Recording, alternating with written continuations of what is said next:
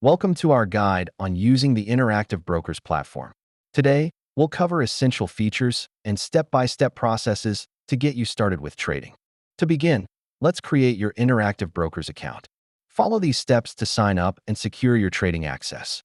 Here's your dashboard, where you can easily access all the tools and information necessary for trading. Let's explore its layout and functionalities. Next, we'll look at market research tools. Utilizing charts and news feeds is crucial for making informed trading decisions. Now it's time to place trades. We'll guide you through how to buy and sell stocks effectively. Understanding order types is vital for trading. Let's break down market orders, limit orders, and stop-loss orders. Effective portfolio management is essential. Here's how you can track your investments and measure performance. Let's explore some advanced features like options trading and margin accounts for experienced traders looking to maximize their strategies. Trading on the go is easier with the interactive mobile app. We'll demonstrate how to access the platform right from your phone. To wrap it up, remember these tips and best practices for successful trading.